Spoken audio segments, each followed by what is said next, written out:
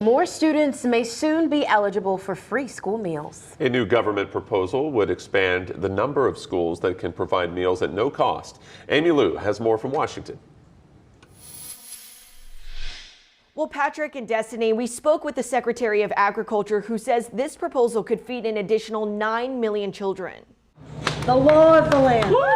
As of this week, New Mexico is now the latest state signing into law free school meals to all its students, joining at least 4 others that have passed similar legislation. It really makes a much better environment in the school. Efforts are also underway in Washington. The USDA proposing a new rule allowing schools to feed all children for free if a certain number meet low-income requirements. Right now, it's 40%. The new threshold, 25%. We know from research that the healthiest meal that they're getting oftentimes is at the school, certainly in terms of outside meals outside of the home. House Republicans want their own changes, making school meals cheaper for those already paying for them, proposing schools should not have to tie prices to inflation to pay for meals of students who can't afford them. This arbitrary price increase mandated miles away by Congress has no impact on nutritional content and puts unnecessary pressure on hardworking American families.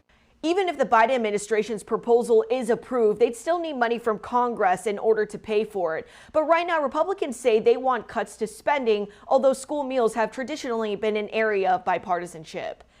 In Washington, I'm Amy Lou, WYFF News 4. A former FDA official says the U.S. supply of infant formula is still vulnerable to safety issues. The former FDA deputy commissioner testified on Capitol Hill yesterday. Last year, the FDA recalled Abbott Nutrition's popular baby formulas, including Similac, after several babies became sick with bacterial infections. 2 died. He told lawmakers slow action, dysfunction within the FDA, and failure to monitor food supply chain led to the formula issues. The FDA says it has a new strategy in place to ensure safe and adequate supply of baby formula. At 10 till 7, one Alabama police officer has died and another is in critical condition this morning following a shooting. Those shots were fired last night when the 2 officers responded to a call for shots fired at an apartment building. This is in Huntsville, Alabama. Following a brief standoff, the suspect was transferred to a hospital with non-life-threatening injuries. I just ask that the community embrace us. Keep us in your prayers, because we have lost a great officer. We have lost a part of our community. A woman who was also shot during the incident was taken to a hospital with non-life-threatening injuries. Well, a woman stands accused of stealing art from a downtown Greenville business. Police say this painting is estimated to cost around $2,000. It was taken from Holy Moly. It's a Mexican restaurant located on South Main Street. Police released this photo of the suspect. We're told the theft happened on March 17th. If you recognize the woman, you're asked to contact Crime Stoppers. In Florence, deputies say a commercial passenger bus was pulled over and $600,000 worth of cocaine was found in the luggage compartment there. This happened Sunday evening on Highway 52. After pulling the bus over, deputies say a canine alerted to the odor of narcotics coming from a bag in the lower luggage compartment. And we're told about 20 pounds of cocaine were found. No arrests were made, but the drugs were seized by deputies. Piled floor-to-floor ceiling. That's how Richland County deputies are describing a home filled with hundreds of thousands of dollars worth of stolen merchandise. Now, last week, deputies assisted Columbia Police with a search warrant at the home after a report about medical equipment being taken. While in the home, investigators say they found hundreds of items, many with security tags. The stolen goods are valued at around $500,000. A 54-year-old man has been charged in connection with the theft. To Myrtle Beach, fire crews say an excavator toppled and landed on a hotel. It happened on Ocean Boulevard. Fire officials say the high-reach excavator overturned while working on a construction site there. Luckily, no one was hurt, but as you can see here, the hotel was damaged. Cherokee County Meals on Wheels is celebrating the recently completed renovation and addition to the nearly 30-year-old space. They began fundraising for the project in 2019 and broke ground on the addition in 2022.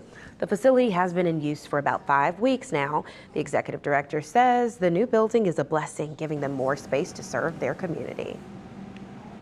We went from bare bones to the very best, and we couldn't have done that without all of our volunteers and all the financial support that we've received for this project. It truly is a kitchen for the community, and it belongs to the community. Terry Dennis says they now have space for even more volunteers and hopes to open their doors to more community initiatives. She says recently their number of clients served reached a record high of 473 families. That's a lot of good work being done. You can now go up on the roof for dinner and drinks in Anderson. The restaurant Up on the Roof officially opened yesterday on McDuffie Street in downtown. It's on the 7th floor above the new Market Street parking garage. And restaurant managers say when they saw the location, there was no question this was their next location. We came out and viewed it, and there was absolutely no question that it was a gorgeous spot with a beautiful view that nothing in Anderson could compare to, and we jumped at the opportunity to be able to provide Anderson with our experience. This is the third location for the restaurant. The other two are in Greenville and in Alpharetta, Georgia. Dallas, Texas is ready to host the NCAA Women's Basketball Final Four.